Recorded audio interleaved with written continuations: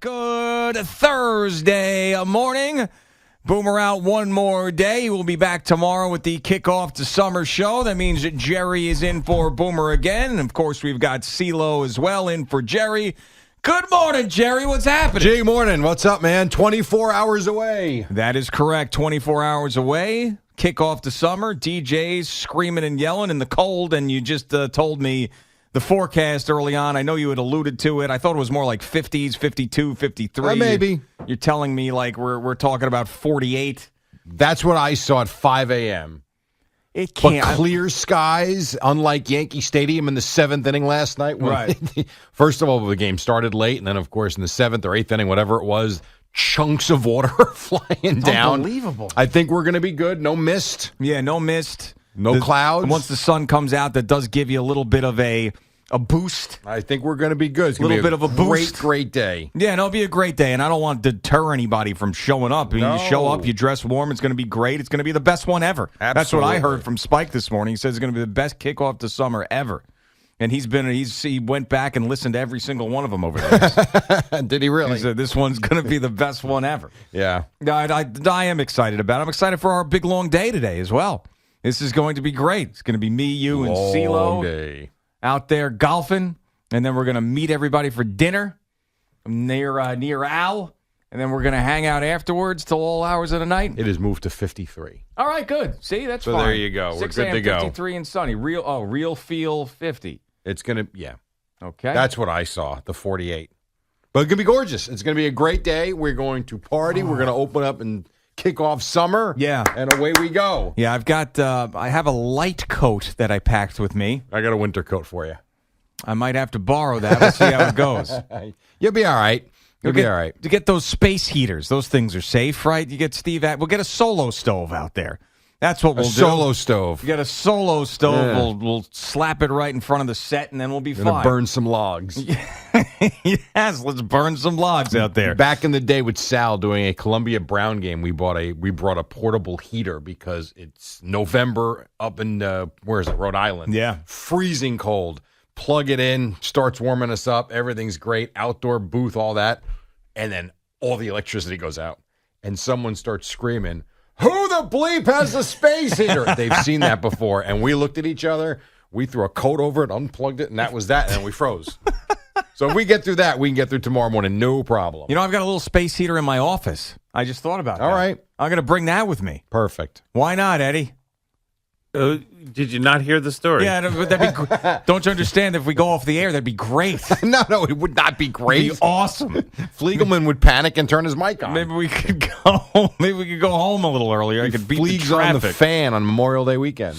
Anyway, that's what's going to be happening. It's going to be chilly. It's going to be sunny, but it's going to be great. It'll be awesome. And we're going to be having our C4s and our day chasers and our fun there at DJ's starting at 5 a.m. with you guys. So if you want to get there early, get a good spot because it's all free and no tickets. Get there for the warm-up show at 5 a.m. I was irrationally pissed off and maybe rationally pissed off about the Met game last night for a couple of reasons. I think you should be.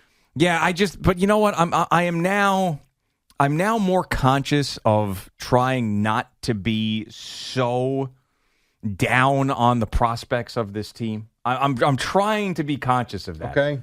Because it's really, they rattled off the 5 in a row, and you started seeing both the veterans and the young guys playing. I'm like, I saw some potential in there, even though they got major problems with the bullpen and just major inconsistencies with the rotation and all of that. There's still major things. So, I was thinking, like, all right, you lose the first game to the Cubs. Fine, you won 5 in a row, but this one was one that I wanted. For a number of reasons. One, I can't stand Marcus Stroman. It's not just because of last night. I can't stand that guy. I think he is a total jerk. He is someone that I actually supported for a number of months and even years prior to him becoming a Met because he went to a rival high school. Bellport was where I went. He went to Patchogue Medford. Patchogue High School is actually where my dad graduated high school, so I had always supported him. I know people that were friends with him in high school and loved the fact that he'd made it all the way to the majors. Supported him. He had his height doesn't measure heart clothing line, and I got some of that stuff sent to my house by one of his buddies, and I would wear it on the air, and I'd support the guy. And then, like, one time, that after a bad start, Boomer and I criticize him. He blocks us, calls us all sorts of names, and runs away. I'm like, this guy is just the pits. And then he was the part of that whole situation with Baez and Lindor and hating the fans and all these things. And he's a jerk. I just believe that the guy is a jerk. So when he's out there pitching as well as he is last night, and I'll give him credit for pitching great. He did. He pitched great. And he's doing all these antics and histrionics on the mound. It's pissing me off because all I wanted to see was this lineup crush him and him walk off the mound down 6-0 in the second inning. Meanwhile, he's out there in the eighth dealing, getting double plays and having a spectacular night and then gyrating and slapping his chest. So there's that. All right, so that's the biggest reason why I'm pissed off, and he's yelling at the Met dugout. The other reason why I'm pissed off is that Kodai Senga gets a extra day. And he wasn't bad last night, but he gets an extra day and he gets a 2-0 lead. The offense was bad, but can you just be great once against a bad lineup? Be great. That's it right there. You got $1 gazillion to come over here from Japan. You got a 2-0 lead against a bad team. They need to score more runs. Trust me, I get it. But don't cough it right back up. When you get that extra day because you don't pitch as much in Japan and they got to, make sure that they put you in the perfect situation to succeed, it's annoying. And then the other thing that's pissing me off threefold was here's Francisco Alvarez, and I know he grounds into the double play and the big Stroman, nutso thing that he does on the mound. But, he hits a 2-run homer into a blustery wind, and all I'm thinking is that they're going to send this guy down. Nah, he's not going. He's not going anywhere. You sure? He's not going anywhere. Then what are they going to do? I don't know, but he's not going to be going anywhere. I mean, they better not. Got Gary and Keith talking about it on the broadcast. They better There's not. No way that they can send this guy down. There's no chance. I shouldn't say no chance. Very little chance that he goes anywhere. He's worried. Their offense. I know, but I'm worried about it. No, I will. I'll tell you why. There's all right. One, I think Buck Showalter has an obsession with Tomas Nido. I think he Dry eyes. Yeah, Dry Eyes Nido. I think that he has an obsession with him. I think that he overrates him. There's some coaches that just love certain players for whatever reason, and then NBA guys that are getting minutes that shouldn't because they're hustle guys, whatever, but they can't produce. I think that's Buck Showalter and Tomas Nido. I think he absolutely loves him. Always had his back, his defense, the way he handles the staff, his mentality in the dugout, whatever. So there's that. Then you've got Navarez. Good, get rid of him. Okay, but he's Billy Epler brought him in. Get rid of him. And Billy Epler, who was not here when Francisco Alvarez was drafted, Billy Epler's thinking, hey, I'm going to look like a buffoon if I sign Navarez. He gets hurt, and then we get rid of him. What would make him look like a bigger buffoon? Getting rid of Alvarez right now. Listen, I agree. I just hope that they see it that way. They have to. He's their best offensive player right now. But he's the only one with options, and these guys think differently than we do. Yes, I know that. But right now, if it's funny, if they were 35-18, I could see it more than where they're at right now as a struggling offensive group. And it's weird, and you're right. The 5-game winning streak, there were a lot of fans, and I heard it too, 5 in a row, and Alonso's going nuts, and we're dry humping the air, and all this stuff's great. A little bit of fool's gold, though. Yes. When you're winning games with late inning home runs, there's no consistency to this team whatsoever. Even last night, you get the early home run, and God's nothing. The rest of they don't even threaten for the most part the rest of the night, aside from a guy on here, a guy on there, and you're absolutely right. You look at this Cubs lineup, you're not wrong. Can you, I don't know, limit them to a couple of runs over 7 innings last night? Or like you point out, don't give up 3 runs in the first 3 innings. Enjoy the lead for a little while. Get into your bullpen. This team is madly inconsistent. And quite frankly, they're not that good. No, they're not a bad team. Right. I'm not saying that. They're not a bad team. They're not great. No, right now, you're right. And the games that they won, it essentially took miracles. I mean, you had that Wednesday night game with the Vientos home run, and then the Alonso home run, and then you had the Alonso Friday night grand slam down 7-3 and winning that one in miraculous fashion, and that's not something that's sustainable. And then they come back after that 5-game win streak and put up these 2 duds, and one of which is the fact that they got to push Senga back to throw Tyler McGill back out there, who I guess they were encouraged by his previous start, but should understand that you're not going to squeeze out 3, 4, 5 starts, good starts out of Tyler McGill to push Senga back just for him to cough up the lead after getting the 2-0 lead from Alvarez, where there's energy around this team. Yep. I mean, think about the mentality of the fan, at least for me, last night, was when Alvarez hits that home run, I'm thinking they are back on track because they dropped one game beginning of this series after a 5-game win streak. They're going to win this game. They're going to win this series. Alvarez is unbelievable. Senga's going to pitch well, and they're back. Like I said, all right, forget about yesterday. Forget about Tuesday. Doesn't matter anymore. This game they're going to win. And then to go from that feeling to Marcus Stroman, ground ball after ground ball after ground ball, to strikeout, and him walking off the mound and pumping his chest, and him starting that double play and going nuts, and Kodai Senga giving the lead right back up in seemingly a minute and a half. I'm annoyed. I'm annoyed. That was Stroman at his best last night. Yeah. And the Mets the Mets had 4 hits. Yeah. For an entire game, they had 4 hits, and Alvarez had 2 of them. The rest of the lineup did next to nothing. It's so odd that you would say a team gives up an 8 spot in an inning, and I feel better about them last night than I do the Mets, because the Mets gave you, aside from the Alvarez home run, the Mets gave you nothing. The Yankees, even with giving up the 8-run lead, to me, those innings happen. And it was one of those things where everywhere Baltimore put the ball, it found a spot. You can make the one case that the second hit of that crazy inning, Volpe maybe could have made a play on it, but it was hit hard, whatever, it goes into left field. But at least for the Yankees, they put some runs up. You got a great 6 innings out of Cortez. All right, the 7th inning comes, fine. But then they load the bases. They were right back at it, at least challenging. Where's the challenge out of this team on a routine basis, on a normal night, on a consistent basis? It's not. No, and I'm with you. I mean, I think the one takeaway I have from the Yankees last night is that the Orioles aren't going anywhere. Orioles are good. Yeah, that's really what it is for me. It's not so much that the Yankees are bad or there's major concerns. The game sucked. I mean, it was not good. You blow that big of a lead, you're cruising. Cortez is pitching well. That's the last thing you expect is a meltdown like that. But I mean, I'm not going to sit here and think that they're completely falling apart.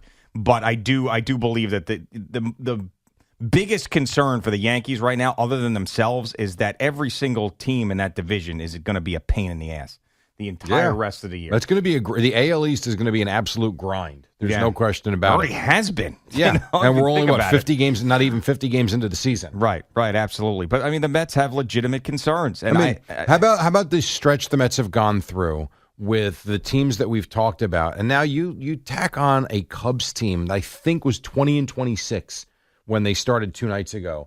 Like, the Mets can't get out of their own way against these bad teams. I mean, it doesn't make any sense. And I try to figure it out. Is it something about how, last year was all this magic and they had 101 wins and it ended the way that it did, and maybe they came back thinking like, oh, we got to go through this regular season again. Are they not locked in against these bad teams? Was it too easy for them last year? I don't know what it is. But, I mean, it's not like the team changed all that much from last year to this year. And what you're getting is direct opposite results against the worst teams in the league. Yeah. Over and over. The Rockies, the Tigers, the Reds, the Cubs now. And I know I'm missing some in there, too. The Nationals. Oh, my God. Brutal. And it's just, it's different this year than it has been because of the what happened last year with the expectations and then the payroll and everything. I mean, this to me is like the pressure on them is like the Nets when Kyrie and Kevin Durant were here and they went all in with those guys. It's the same type of pressure. If you don't win a championship with Steve Cohen and the highest payroll in baseball, and you're bringing in these guys for $40 million a year to buy yourself a championship, essentially, if it doesn't work and you got to break it down and you didn't have some major success, meaning like competing for a championship for real, like getting to a World Series, obviously winning it would be great, but getting there, then you're a joke. Then you become a joke. And I've said this before about them. The Mets have been a joke for a majority of my lifetime. A majority. They've had their runs, and I've been there to see all of it. In 2006, ended horrible. Obviously, 2000 ended horrible. 2015 ended horrible. 1999 was fun, but then it ended horribly. But whatever, they've had their moments. But for the most of my life, they've been a joke of a franchise.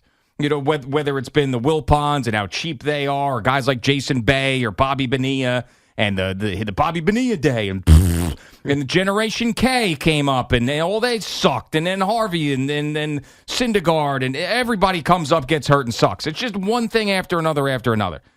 But this one, where you finally rid yourself of all that crap, and you've got the richest owner in baseball, hands down, who's going out there throwing money at every problem, trying to build something and putting a timeline on it. And this is what we're getting so far, which is a team that absolutely puttered out in embarrassing fashion last year and then came back and is giving you this next year. You better figure this out, or everybody's going to be laughing at you. Everybody's going to be laughing at you. Everybody will be Marcus Stroman if you don't figure this out. The rest of Major League Baseball and the fans will be Marcus Stroman pumping their chest, yelling in your dugout, and laughing their asses off because this team that cost $375 million sucks. And you're talking championship right now. I'm just thinking, can they make playoffs? Are they a playoff team? Oh 50 God. games in right now, I would say no. All right, they don't look the part. They're very average, and they're going to be lumped in with a lot of other teams that are hoping to get a wild card spot. I mean, if this team misses the playoffs, There's a long way to go, and this team will make moves. I don't doubt at all that this team will look different in 3 months than it looks right now. I really do believe the changes will be made. I don't think they'll stand pat. yeah, you'll have Nito and Navarez in there, and Alvarez and Syracuse. I don't buy that'll that. That'll be the change. I don't buy that unless Alvarez goes through one of these 10, 12 game funks where he can't hit his way out of a paper bag, which certainly does not look like.